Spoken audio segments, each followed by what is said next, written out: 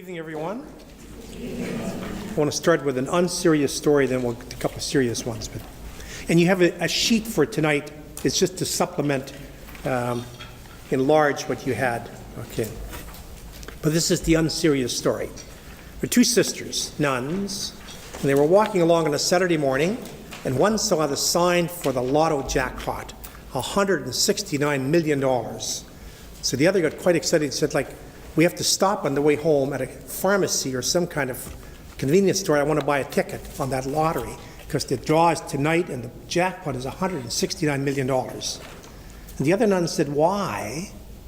You're a sister. You have a vow of poverty. What would you do if you won $169 million? The first nun said, I would do a lot of discernment. Okay. I want to tell a couple of stories. I want to start these next sessions. I'm just going to tell you some stories, real stories, and some of them will be strong, but I'm going to tell these stories because sometimes we need permission. We need to be given permission and a language to discuss stuff with. You'll see from the stories. Sometimes, in fact, one of the nuns last year on her nun evaluation said, I enjoyed this because it gave me permission to talk about some things. And I mean, we need not permission in our community, internal permission. So first story, when I was a novice, and our novitiate was down in Lebret, Saskatchewan, about 3 hours south of here, we were 18 novices living in the old French Scholasticate across the lake from the town of Lebret. We were 18 novices and three or four formation people, okay? And we were all, the average age was probably 20. Some of us were 17 and 18. The older guys were 22 or 23. We kind of wondered why they were there at that age, And so we're living in this, and we never got out. So we're living, you get all this young energy in this place, and we're all 19, 20 years old, and so on. And we're jumping out of our skins without knowing it. And we're really sequestered there. So one day, probably over halfway through our novitiate, Father Noah Warnke was a legend with the Oblates. This guy was Order of Canada. He was a marvelous priest.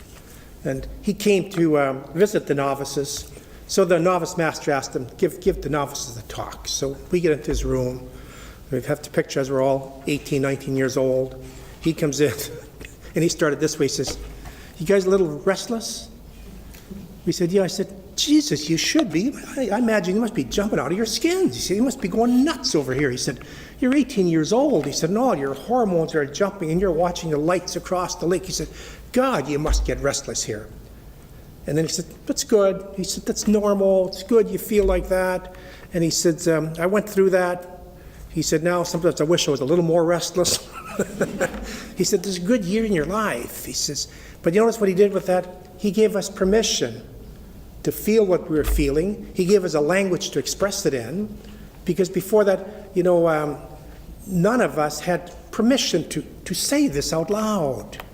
None of us have permission even to think it to ourselves, And I want to use that story because the exercise we're going to do tonight, I want you to do journaling. It's precisely with honesty, name, when do you feel vulnerable? When are you jumping out of your skin? When do you say the vows suck? I don't want to be in this life, and so on. First of all, you need to get permission to do this, and hopefully during the week we'll help you give a language to do it in, because I was 18. By then I was 18, ripe old age of 18. Was the first time anybody ever gave me permission to feel this stuff and to say it, and see that. And there's so much stuff in religious life that needs just to be said. So the second story. I was living in Edmonton, St. Charles Scholasticate, and we were 4 or 5 formators, and usually about 12, 15 scholastics living in a house. And then each year on February the 17th, which is the major oblate feast day, we would put on a party at Newman for all our friends and so on. So we'd set up the gymnasium, and then we'd have music and drinks and all this stuff going, and all your friends would come in and so on. And of course, about 11 o'clock, everybody goes home, and we came back to our house. And we're sitting there one night, and our superior younger man. He says, God, he says, these nights, he says, that's when I feel my celibacy. He says, God, he said, tonight of all nights, I don't want to be celibate, I want to be a priest, That was healthy, You don't act out on it. But see, it gives you, that's what everybody was feeling. Certain things stimulate, your grandiosity, they stimulate your sexuality, and so on. And, we don't have a language oftentimes. We don't have permission to feel this. Let me just add on to that. And this is the way of setting up tonight, that when you journal honestly. Nobody's going to read this journal, and so on. But John of the Cross, very few people write stuff like this anymore today, but John of the Cross says, as you grow spiritually, and as you grow in the spirit, he said, because we're psychosomatic, the spirit begins to flow into the body, and you feel this in your body. So I'm from Texas, and the Texans say, what in the hell is that supposed to mean? Okay, the spirit, and it flows into your body. Well, it means this, among many things. When you're a full-blown mystic, like Teresa of Avila, John of the Cross, it's already transformed into a different kind of energy. For the rest of us, you know what it means? The more successful you are in your ministry, and you're out, you're preaching and stuff on, it's going to flow, which means it's going to stimulate your grandiosity, and it's going to stimulate your sexuality, and it's going to stimulate all of this, this feeling, so that at a certain point, you're going to be jumping out of your skin. And we're never taught this.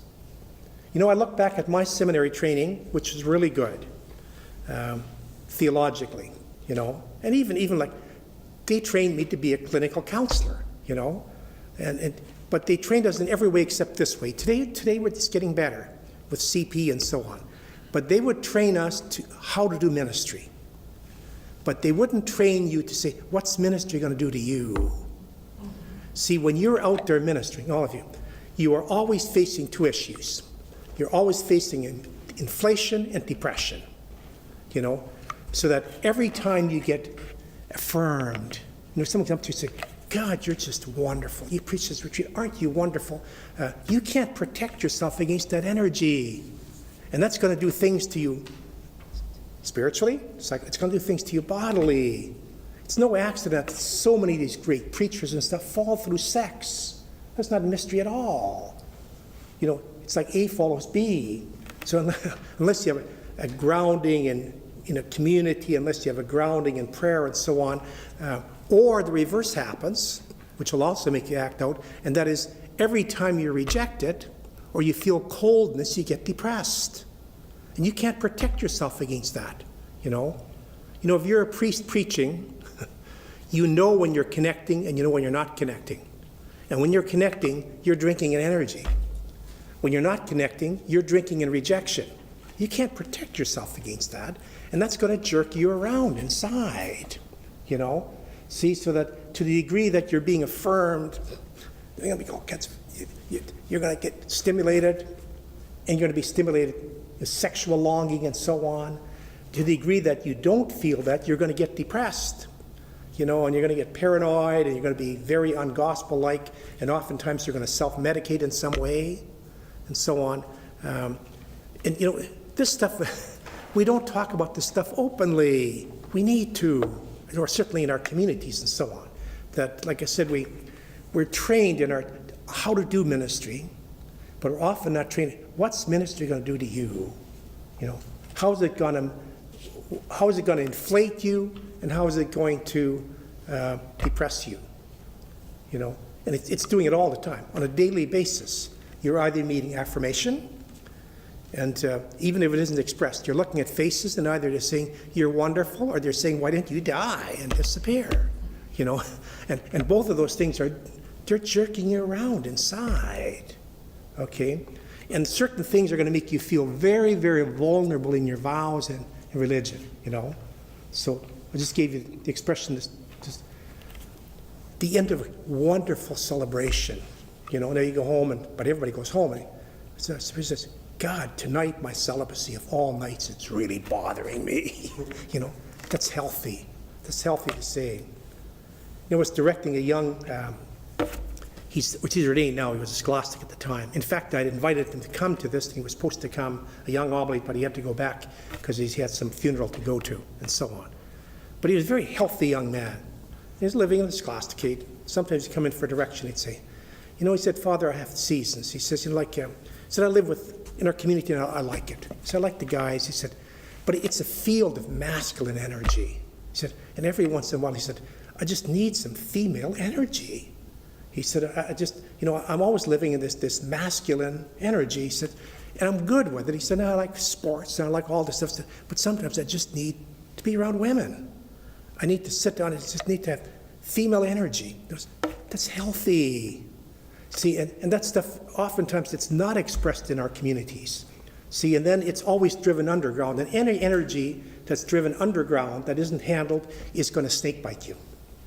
Remember, that's the Jungian shadow. Whatever you don't consciously handle is going to come around and it's going to snake bite you in some negative form. As an oblate, I consider myself very, very lucky because really since I've been a scholastic, I've always lived in communities where we talk about this openly, But I do a lot of direction with seminarians and so on. A lot of times it may not be talked about and so on, and you have to kind of pretend it isn't there. Incidentally, there's a movie, and I don't necessarily recommend it, but you can watch it anyway. But last year, a movie came out called Novitiate. Did any of you watch Novitiate? And the critics all panned it, including American Magazine. This is terrible. It was never like that. But it would be good for you to watch this as a community, especially women, And it's the story of this novice. It was set in 1964. And actually, it's very well done. Andy McDowell's daughter plays the lead actress and so. But see, it was a time when they would enter big groups. You'd have 20 novices.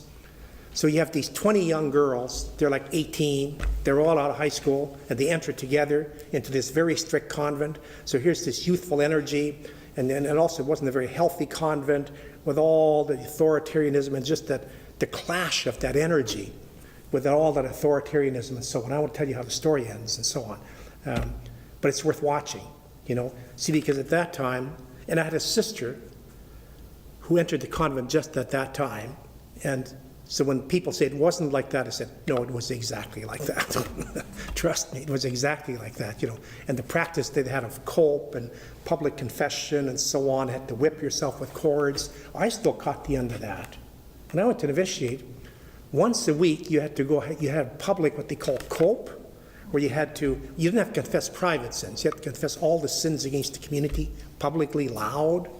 And then also, once a week, we were supposed to whip ourselves with these monastic cords, Now, fortunately, we had a very healthy novice master, French-Canadian, and he was told us that with those cords, he says, Father, says, I know it's not everybody's thing. He said, now, you're in your own rooms. He said, if you're hitting the pillow, who's to know? But a lot of superiors weren't that healthy, And see, so we didn't have the language, we didn't have permission, and so then all of this goes underground, Like I said, ever since my scholastic years, I've been lucky because I've lived in oblate communities where this is all in the open, and you can talk about that and express this. But I find so many religions, they can't. It's not permitted in their communities and so on. Then it's not. It's not permitted inside of yourself, Or you've probably, some of you expressed that a little bit today. Sometimes, for instance, when a very close friend of yours who's been in a community for a long time leaves, well, that can tear your insides out, See that they're leaving the community or they're put out of the community and so on. In my own life, those have been some of the most trying times as a religious, I went to, we were more than one province at the time, but when I went to Novitiate, we were 6 guys from my province. I'm the only one who was left, So there was some attrition along the road, And just, this is almost humorous now, but when we were scholastics, so scholastic, you're still a seminarian, we were up in the Battleford, it's just 90 miles up from here. And so about half of my classmates had already left. But we were a pretty big community, and then some of them would come back on Sunday afternoons. They'd come with their girlfriends, And then we'd play football or baseball for the afternoon. It was great, and they'd bring their girlfriends, and they were still old buddies and so on. And then at 5 o'clock, they'd leave, and we'd all take a shower, and then we'd go to benediction. Those were some long benedictions, you know. All these guys, you're 19, 20 years old, and they're all driving off their girlfriends, and you're putting on your cassock, and you're going to benediction.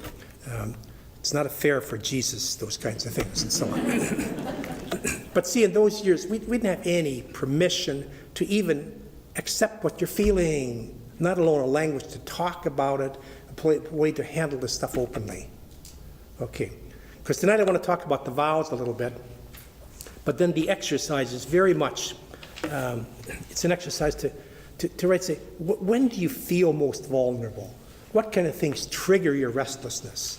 When do you say, tonight of all nights, I don't want to be a sister. I don't want to be here, and so on. It's good to get in touch with that, okay? Because if you get in touch with it, you can handle it. If not, you know, there's so much denial. If we deny it, it's going to snakebite us. It's going to come out as some coldness, some bitterness, some kind of other way it's going to come out, you know. Carl Jung, the great psychologist, said this: all deep feelings that aren't consciously handled are going to unconsciously play out in you, you know. And that isn't abstract. I'll give you an example. Maybe it's an unfair example, but one year I was teaching. I taught on a lot of different faculties in the 90s, but I won't say which one.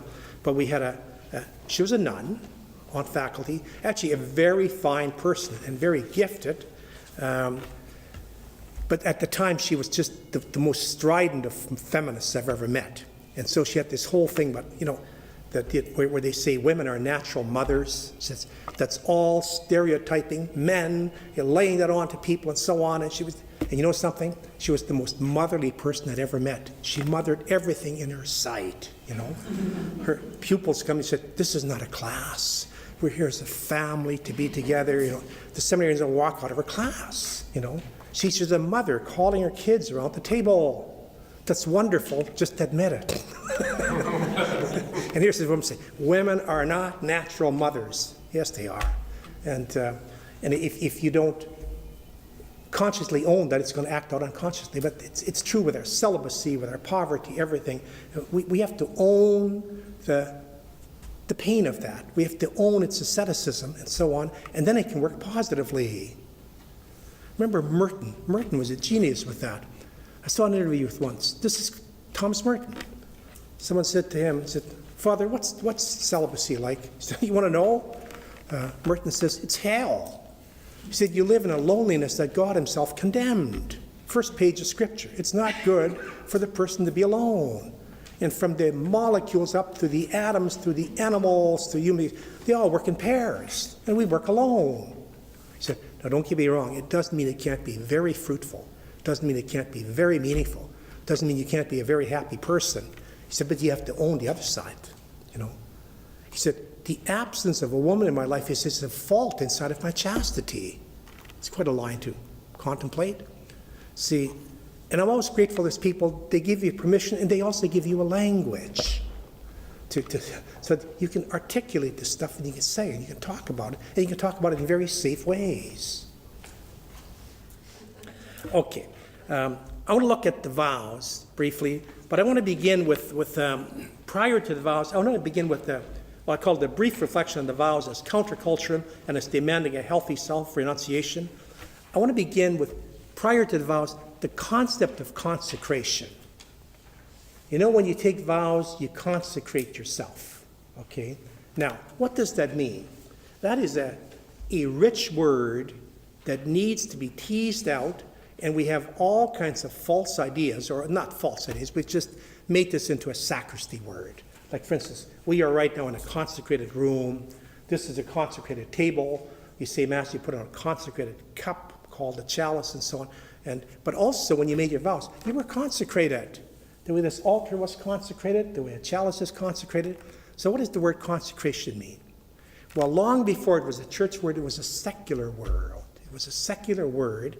And the word, it's a very rich word. It means to be set aside. It means to be called out of. You're going to see it. It's the very word that we get the word church from, okay?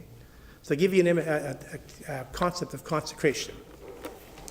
Imagine wherever you work, someday you're driving home from work, and you're coming home to a community barbecue. You've been looking forward to this and so on.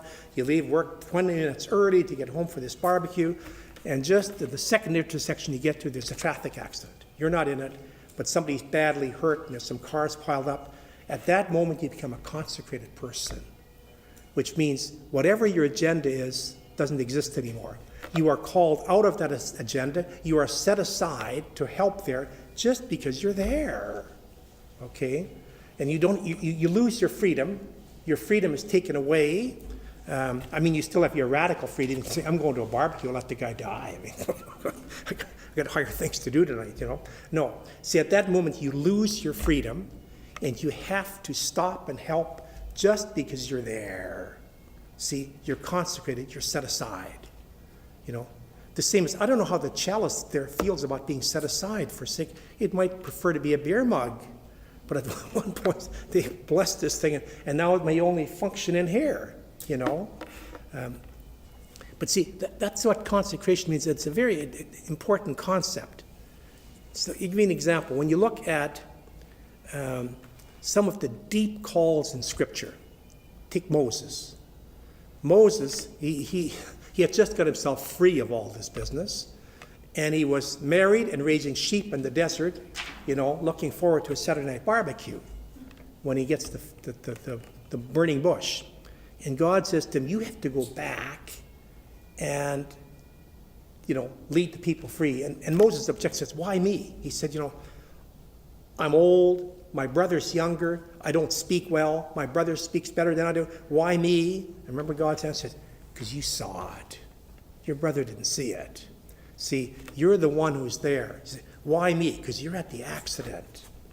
See, so that I'm going to say 3 things can consecrate us. One of them is precisely circumstance. And not just consecrate to religious life. I know people who have had to give their life in wonderful and deep self-sacrifice for sick parents, their parents were sick, and the poor gal never gets a chance to marry because they stay home and take care of her parents. That's a consecration, She didn't pick that, it picked her, And remember, it always says in Scripture, you didn't pick me, I picked you, And you get picked by circumstance, or you get picked by call.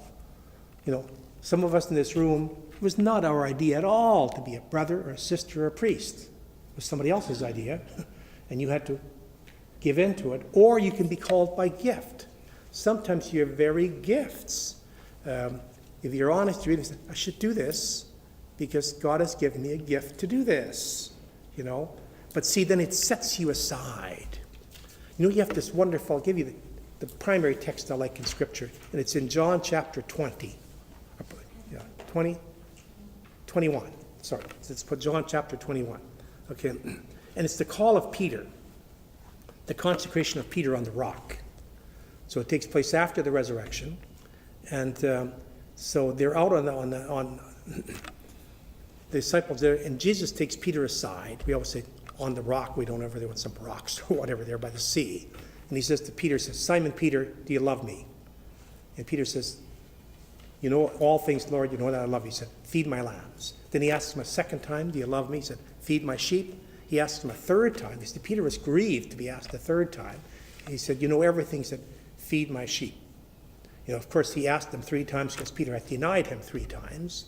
But then listen to what Jesus is going to say afterwards. He says, Peter, he said, up to now you've girded your belt and you walked where you wanted to walk. But now that you've said this, others will put a belt around you and take you where you'd rather not go. See, so that, he said, up to now, you've chosen your life. He said, now you're chosen, so this is going to take you where you'd rather not go. Okay? And see, which is into, he became the first pope and was eventually martyred and so on. See, that it's a conscription. He said, now you're set aside. You're no longer a free man.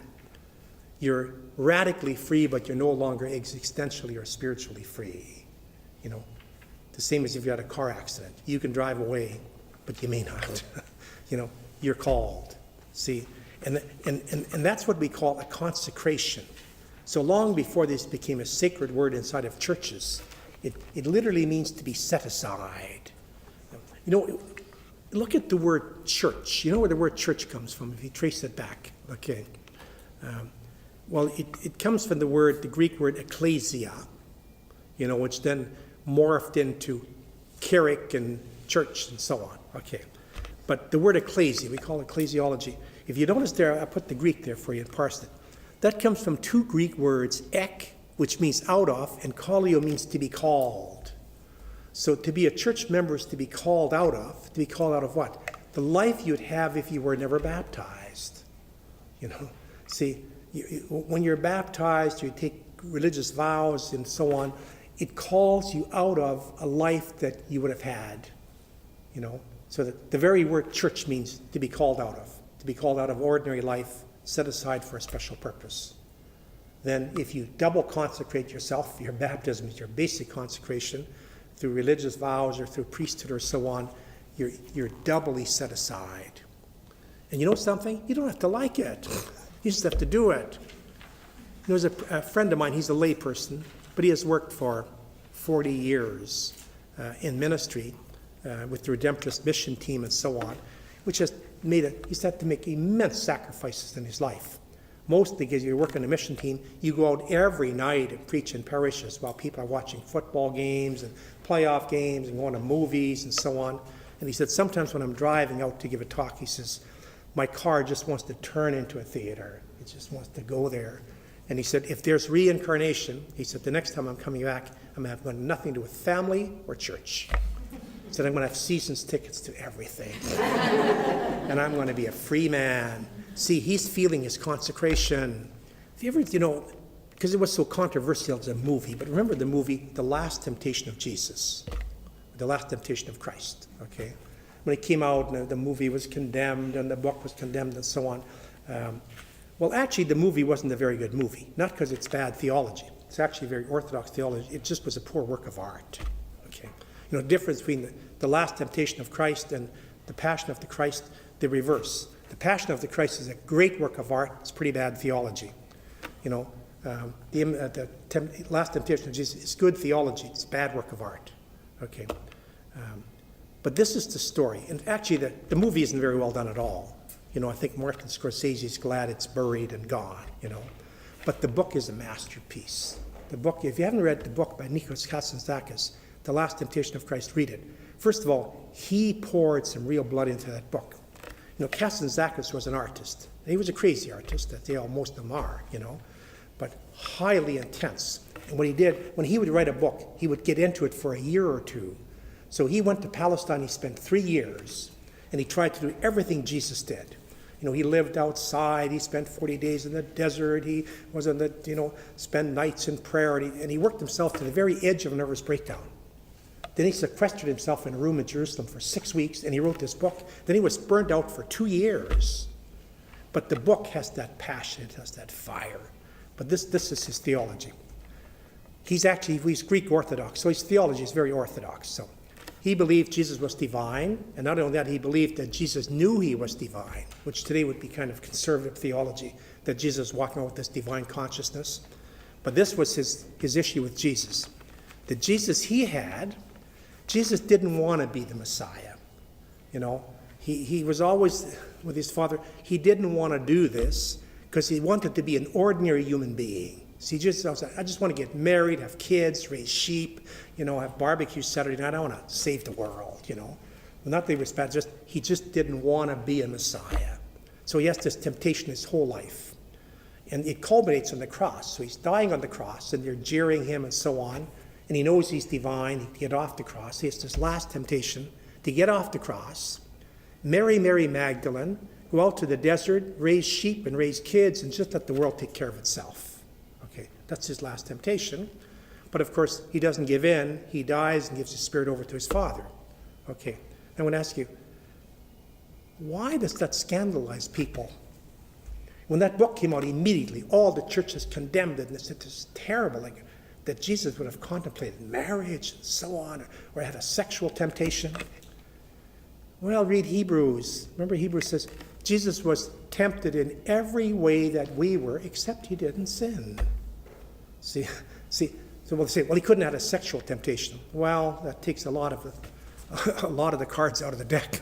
Okay, no, he was a fully human being, and see, but this book and the movie just caused this ultimate stir. No, that's actually not only good theology; it's actually conservative Orthodox theology. See, Jesus, the whole idea is he felt all the things we feel, and so on. Some years ago, I preached to the Trappists in Snowmass, and they have an old brother there, and he should be in a movie because he looks like the Marlboro Man. He's just tall. He's probably 6'7". When he hasn't got his habit on, he's wearing these denim things, and he just looks like the Marlboro Man. And so one morning at breakfast time, they eat breakfast in silence at different times. It's winter and it's dark, and they have a little fire going, and you come in and make yourself some cornflakes or something. I'm sitting here eating in silence, and old brother Raymond comes over, taps you on the shoulder. He says, "Father," he said, all I've ever wanted to do was to marry Mary Magdalene and raise sheep in the desert. It's healthy, okay. See, Jesus felt his consecration, and remember when he's on the ground in Gethsemane, he's saying, "Father, let this cup pass from me." It wasn't just, "Bring it on." No. See, you don't have to always be, "Well, I'm just so glad that I'm celibate, and I'm just so glad I live in poverty, and I'm just so glad that I have a horrible superior," and so on. No, you don't have to like it, we just have to do it, And see, and that's what it means to be consecrated. Okay? And so what our vows are, our vows simply make that public. You say, I am set aside, and we used to do it more strongly, religious habits. See, religious habit, when you walk down the street, it shows you, I am set aside. I'm a chalice. I'm not in the ordinary game. So that's what consecration means. So we're consecrated. Then we consecrate ourselves through those three vows. Okay, let's look at them briefly. Okay, the three vows. Poverty. Okay, so poverty, first of all, it isn't a vow to live cheaply. No material things. You're not going to have a dishwasher. You're going to have a black and white television set, or you don't have individual TVs in your room, or you're doing your own yard work or your own housework. In fact, sometimes that can be a sign against poverty. I'll give you an example. I moved to San Antonio 13 years ago, and they gave me this president's house. So the first thing it is, I went out, I bought a lawnmower, and the guy who had just moved out, the former president, said, "Don't ever use that lawnmower." He said, "They're not going to admire you for it, they're going to resent you for it." He said, "They need that work." And they're going to say, he's president of a school, and he's depriving us of a job by cutting his own lawn. He said, "They need that work." He said, they'll resent you for doing that. Not, that's very different than here. See, it doesn't mean, I like cutting lawns. I haven't cut a lawn now in 13 years, partly because we have maintenance people who need that money. They need to feed their families, and so on. So it's not so much you're doing your own work. What is it? Prophetic, it's a couple of things. First of all, acknowledgement that everything is gift. And I'm giving you a Latin word there, ad usum. Okay? I went to Novitiate, French-Canadian novice director, Hilaire Gagné, wonderful man. So anyway, we were all like 17, 18 years old and so on. And we didn't have a lot of stuff. I laughed the other day. I have a cage in the Battleford, so I went to get some old photographs and so on. And there's the original suitcase my parents bought me when I went to Novitiate. Kind of a little suitcase and stuff. I left home at 17. I put everything I owned into that suitcase, and it wasn't full. Okay, it was still partly empty, and that included my hockey skates and so on. Okay, now he made us. We would get a Bible, a rule book, the Catechism of Vows, a couple of books, and so on. And then because we'd have sports equipment, hockey sticks, and so on.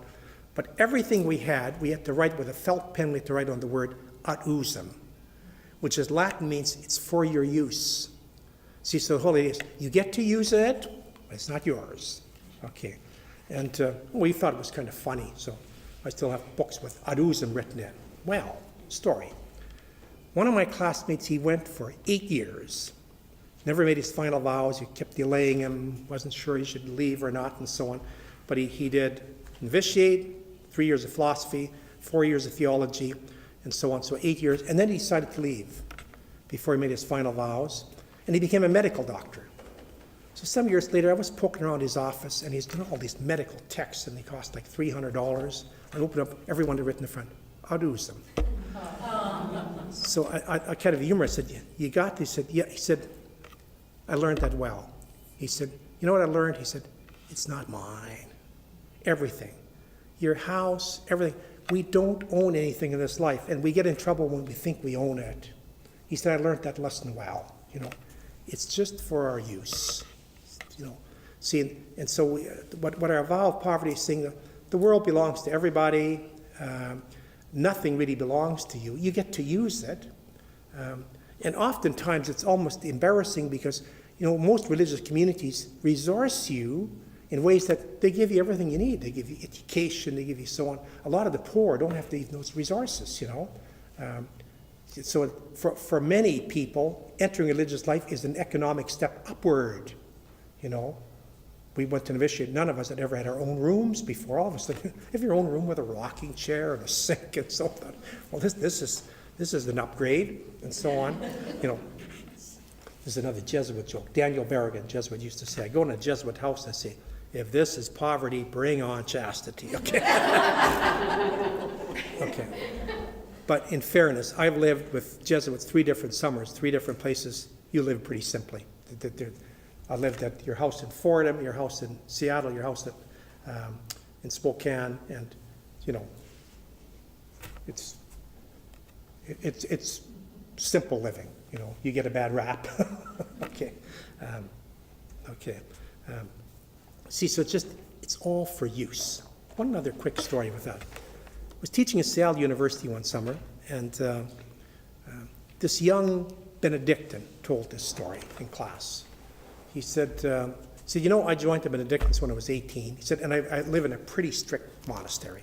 He said, our abbot, he says, he really makes us toe the line. And he said, so with our vow of obedience, he said, we have to ask for everything. He said, if I want to, we have a supply room.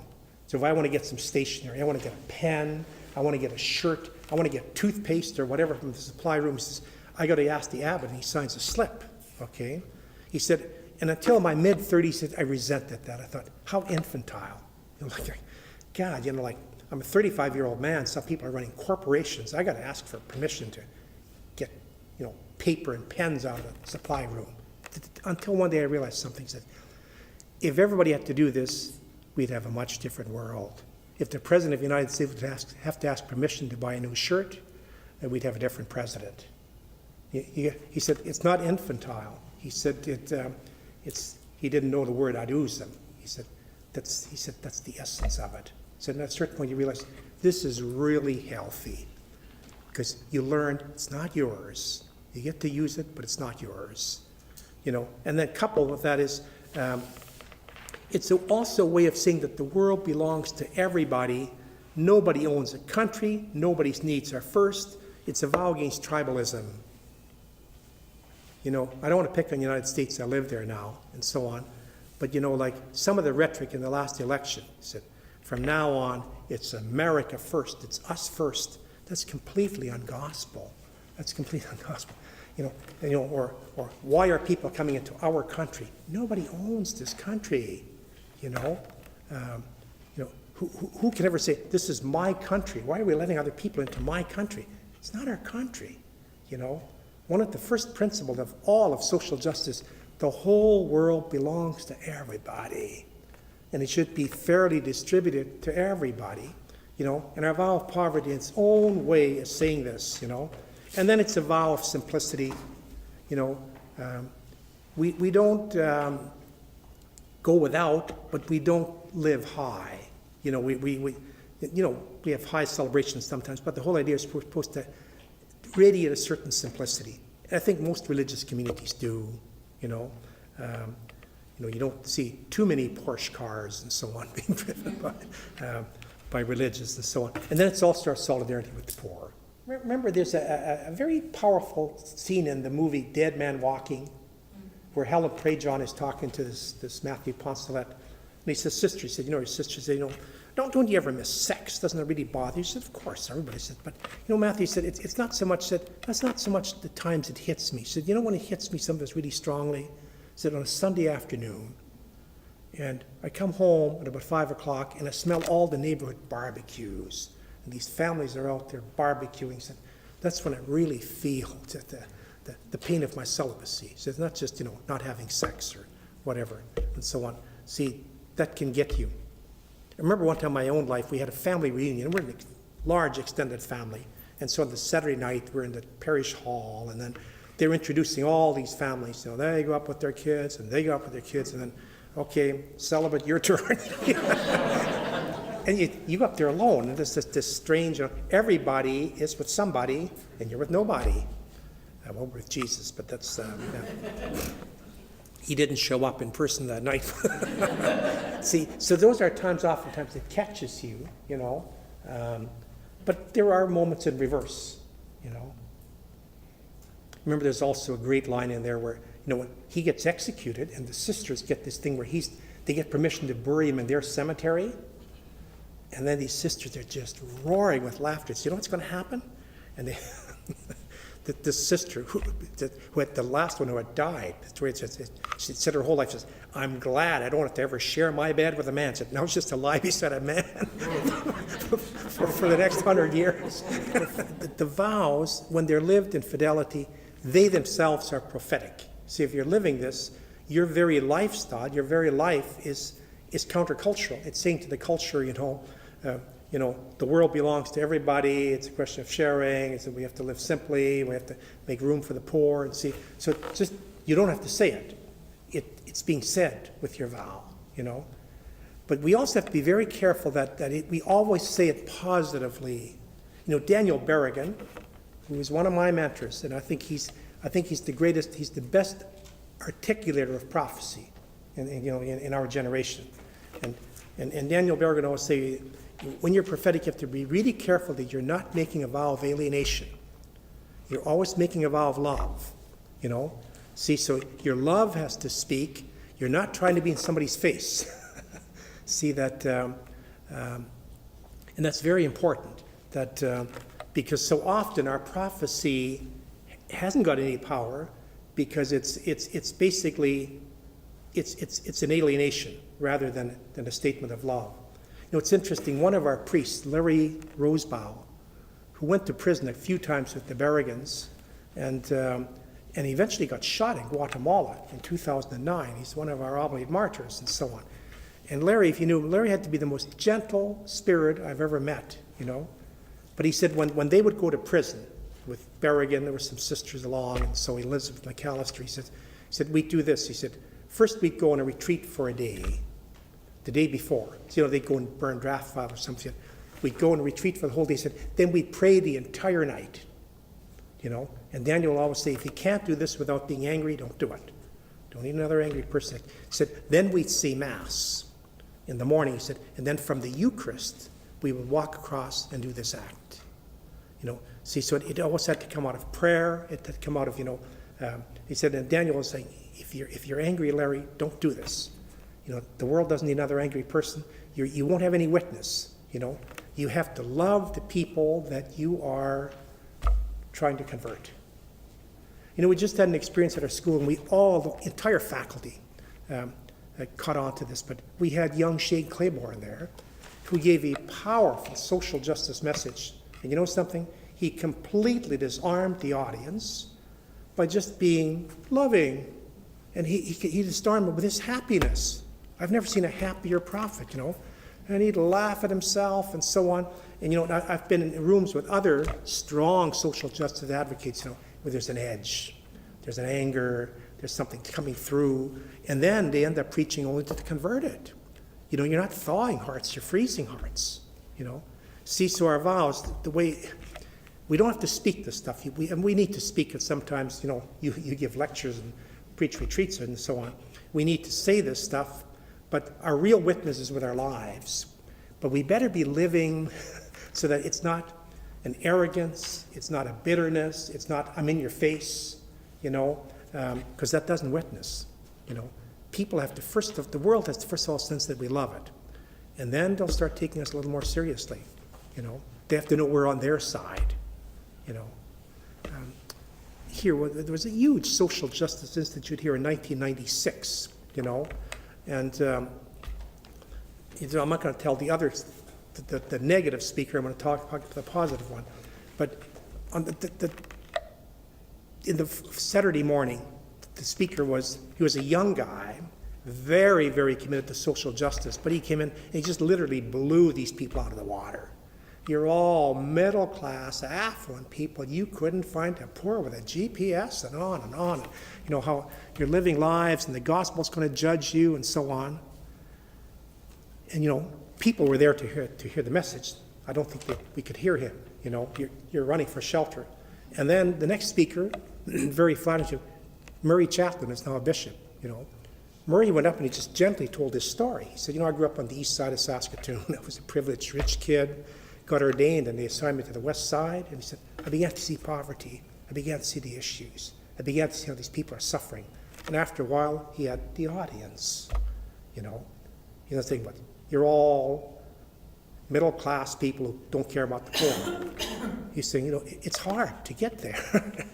And I sympathize if you can't get there, see, it's just a complete difference effect on the audience, because he had made a vow of love and the other guy had made a vow of alienation. And when you alienate people, that's not prophecy. Ryan, can you just make always the parallels between the three promises of marriage and the three vows? Yeah, that's actually a very good, astute observation.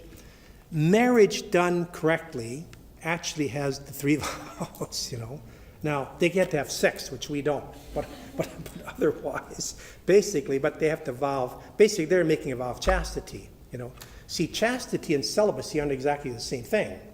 You can be celibate but not chaste. You can be chaste and not celibate, See, so they're actually making the vow of chastity. They're not making the vow of celibacy, but they're making a vow of sexual chastity, I have a word on here that I picked up from Sarah Coakley's new book, where she said, what the world really needs is erotic saints. Gotta love that expression.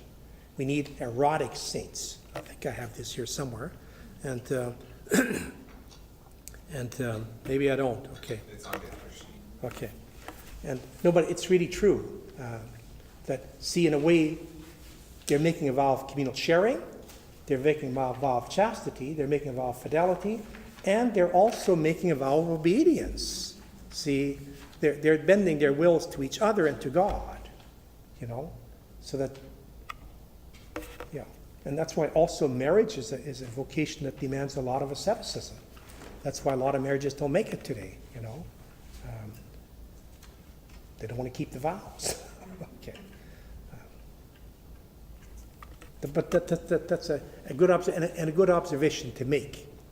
In fact, Sarah Coakley, she's a British writer, pretty abstract. She's in Cambridge, but she wrote a book called The New Asceticism. And the first essay it's pretty abstract because she did a lot of technical terms from Freud and so on. But she does a beautiful thing in which she compares marriage and celibacy, And actually, it's one of the great defenses of celibacy I've read from some major intellectual, And she's, she takes on the people and the richer sipes and so on and says, celibacy is unhealthy and shouldn't be done. She's a married woman. She's a philosopher, but she says no. Said it's the ends of celibacy and marriage are the same, and also it's from her I got the idea. You judge it by its finished product. Just look at 80-year-olds and see who's happy, and you'll find out it's pretty much the same. Healthy married people are happy at 80, and healthy celibate people are healthy at 80. And unhealthy married people are not happy at 80, and unhealthy celibates are not happy at 80. So and she does a perfect. You'd enjoy the essay, Mark. Just a perfect parallel of the two vocations. See, so celibacy. I think it's a very important distinction. I would say celibacy isn't a substitute, for sexuality. It's another way of living it. See, our sexuality, first of all, is infinitely wider than genitality. sexuality is much wider than having sex, okay? Sexuality is basically, in Scripture, it's not good for the person to be alone. So the intent of sexuality is this. It's intent, first of all, to drive you out of yourself towards community, towards family, towards altruism, towards meaning, towards transpersonal meaning, and also just towards delight, towards play, towards enjoyment, and so on. And having sex is only one of those, okay? And so basically you can have somebody who has a lot of sex. They don't have a lot of community in their life. They don't have a lot of meaning, and so on. I know people who have never had sex in their lives. Their life is full of meaning, happiness, family, joy, delight, and so on. So celibacy isn't a giving up of sexuality. It's a particular modality of living out sexuality. I don't want to advertise my new book, but in my new book, I have a chapter there on the Greeks have a goddess of chastity called Artemis. Now, you're into mythology. Look up the goddess Artemis, and she's the goddess of chastity. And there's some interesting things. She's a goddess. She says, I'm not going to be defined by my relationship to one man. I have meaning as a woman that goes beyond that, And also says that my life, there's times I want to be alone. There's times I want to be in contemplation, And she has that. And so it's interesting how the Greeks, they got goddesses and gods for everything, how they have a goddess of chastity. And even in Greek mythology, sometimes which is really rich, celibacy and chastity were understood as a different modality of sex, See, so what the enjoyments you have as a celibate, we enjoy life. We enjoyed a good meal tonight. We enjoy friendship and so on. That's not a substitute for sex. That's a modality of sex. And it's a very rich modality at the same time, See, and that's what our world doesn't get. That's what a lot of celibates don't get. And if you don't get that, then the danger is we start feeling sorry for ourselves. So, well, I don't have sex, and look what I've given up in the world, and so on. See, then the danger is going to come back and snakebite you. You'll get into some compensatory stuff because you're feeling sorry for yourself. See, so they say, no, we're living very rich sexual lives without having sex. And see that, and it gives you a freedom of relationship and so on. That's wonderful. We're not giving up sexuality, we're giving up sex, which is one part, a very important part. It's only one part of sexuality.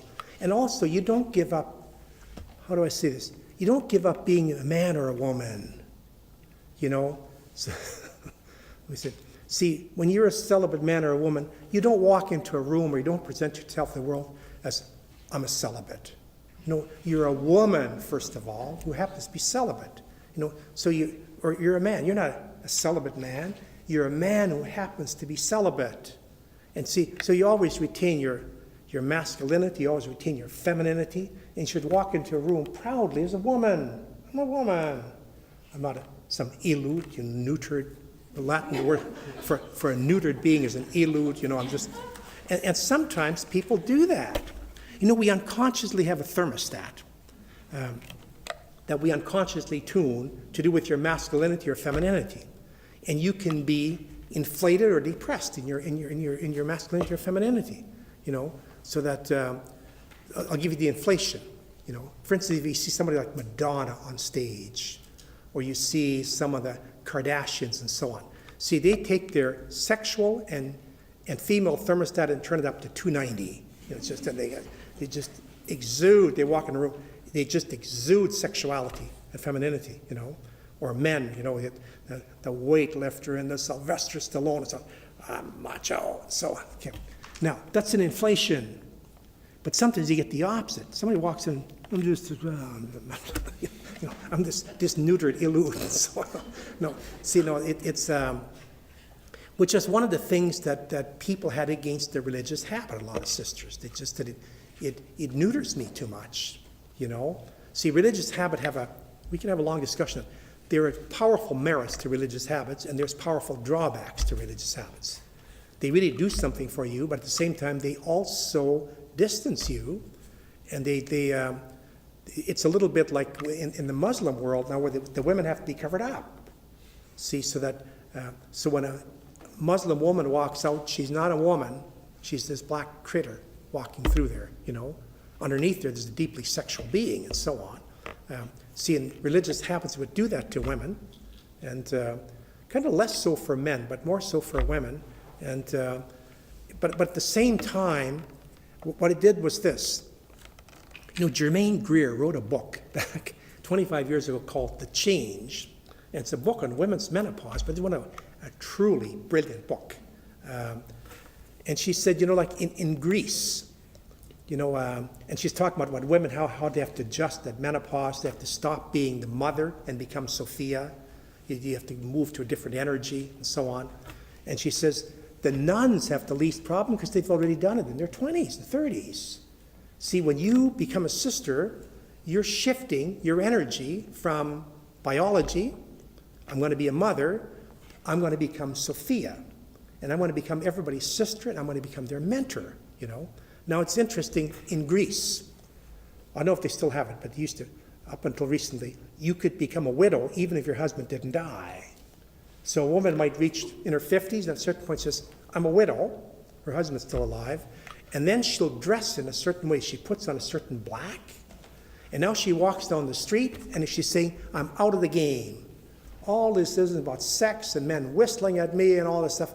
I'm out of it, you know. Don't whistle at me. I'm a widow. And then she enjoys this great freedom, and she's putting a different energy into the world. She says, I'm no longer a woman who's interested in sex or whatever. I'm a woman who's interested in being a mentor, you know, a spiritual figure. I'm interested in being Sophia. And that's what women's and religious habits in general were saying. They're saying, you know, I'm out of the game. So she said, women religious, she's not a Catholic at all. She said, but women religious have said they have the least adjustment to make in aging and retirement because they've already made it. See, you already made a vow to be Sophia as opposed to be somebody's mother. But see, religious habits used to, like the Greek, to say, I'm a widow. Okay, I put on black, I'm out of the game. But today, a lot of religious congregations have decided, no, it's the benefits don't outweigh the downside of that. So they say you are saying something, but at the same time, then people are distancing you. They're no longer seeing your femininity. They're no longer seeing you as a person, and it undercuts your witness, you know. But religious communities argue it different ways, you know. See, so the habit has a function, an important one. It has a downside. And some of these young people, they were born to wear a habit, and they wear it well, you know. When I wear a religious habit, I don't wear it well. It just doesn't fit me, you know. I'm not talking about the size. It's just that's not who I am. There's a young Franciscan. He was the guy I was going to bring here. I had to go to Assisi. I saw him on television one night. First of all, he's handsome as a movie star to begin with, you know. And that just I emailed him the next day. I said, Don, I said, God, you were born for that. You were born to wear a Franciscan habit. I said, you have some real power, you know. See, but he's comfortable. He was born to wear that habit. Some of you were not born to wear a habit. Some people were born to wear a habit, and so it works both ways. So where you can personally witness and so on, it's a personal thing. We're way off the track, but we're on a good track. Have you ever read a book called The Portrait of the Artist as a Young Man by James Joyce? Which is probably his premier accessible work and so on. But let me comment on that. He tells a story which is probably pretty autobiographical, you know. He's a young guy in Dublin, you know. And so one day he's walking by, and he said this was a transforming moment of his life where he realized, I'm an artist, and so on. He's walking a Saturday afternoon, he's walking along the shore in Dublin, and he comes out, and here's a young woman bathing in the sea, almost naked, you know. So, and she's in the sun. He said, so he's a young guy, he's going to get a look at this. So he gets behind a rock, and he's just looking at this woman. Suddenly he sees that this is just spectacularly beautiful. The sun, her youthful body, and so on. And he's drained of sexual desire, and he's just looking at that as pure as he said, this is just absolutely beautiful. This is as good as God ever does on this planet, you know. And he didn't have to desire it. I'm going to, you know, there wasn't some lustful stuff inside of him. And he realized that's the aesthetic gaze, and that's the gaze we have to come to, where we can just admire beauty. We can even admire sexuality for its beauty without wanting to possess it, without somehow wanting to own it, without somehow, wanting to, it has to be inside of us, See, and that's the difference between, to put it crassly, a lustful gaze and an aesthetic gaze, But that's hard. We're human beings. It's hard for us not to have lustful, greedy gazes as opposed to aesthetic gazes, But see, that's what's at stake there. If you're having the aesthetic gaze, I envy you. That's wonderful, that's what we should be growing into, But see, energy is complex. Let me do the last thing, and then we're going to shut down here for tonight. We'll pick this up tomorrow. Janis Joplin, I once saw an interview with her, fascinating interview.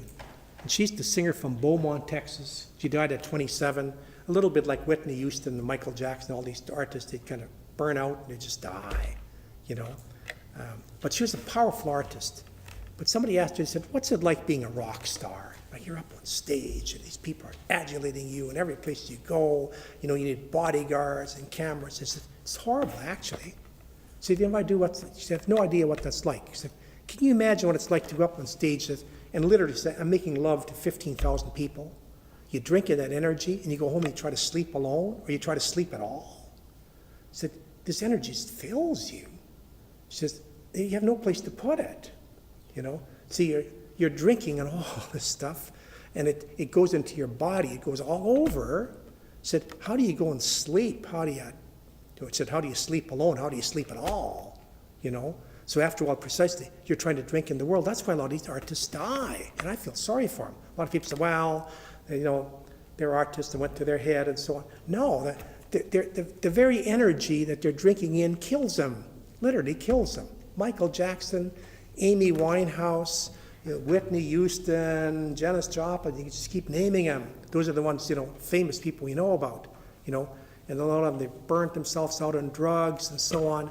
They aren't even evil people, or even some of our athletes. Imagine you're a 20-year-old star and you're earning a few $1 million. They have all this adulation. You don't have a lot of maturity to go with it. A lot of people, it kills them. Where are you sitting? Celine, when Jean Beliveau died. Jean Beliveau, at one point in his life, at one point of his career, Jean Beliveau was the tallest, handsomest, most gifted hockey player in the whole world. Now, those are a lot of gifts to carry. Most people, that destroys them. When he died, I wrote this article on him. I said, he had this, and he could carry those gifts without losing his faith, without losing his family, without losing anything, and so on. That's a powerful testimony. See, success destroys more people than failure does. See, because they're drinking in this energy. They're drinking this all in. We always say, well, I'd like to have that problem. I'd like to be George Clooney or whatever. I wouldn't want to be, unless you have a whole lot of maturity. Because, they're drinking in all this, like Janis Joplin, she just articulated so well. She says, I'm drinking in this energy. She said, and it's killing me because I have no place to put it, See, now, the great people, Mother Teresa, John Paul, Francis of Assisi, and so on, what they would do? They'd drink it in, but they had a place to put it because they'd let it flow through them. They'd say, but this isn't me. This is God. Mother Teresa had this great energy, and she had a big ego, but she was a humble woman. She said, this isn't me. I'm this humble little person. This energy is flowing through me. See, with the rock stars, if you don't have faith, it stops with them and it implodes, See, so that when this comes, that's why we need a prayer life and so on. It has to flow through us. Say, this isn't me. This is God's energy, Francis of Assisi, all the great people like that. It's interesting, we don't like to admit that these people had huge egos, but they weren't egotists. See, they had huge egos that they realized the godliness that's inside of them. But and the same as a lot of athletes and rock stars, they have huge egos, but since the energy doesn't flow through them, like Janis Joplin said, I have no place to put this. I have no place to put this. Mother Teresa never said that. Mother Teresa, this isn't me, this isn't mine, it's just, I'm some instrument that's flowing through me. But the same, all of you, in your ministry and stuff, you're going to get affirmation, you're going to be loved and so on. How to carry that without it destroying you or inflating you or whatever, it's tough. Okay, we'll just pick this up tomorrow morning.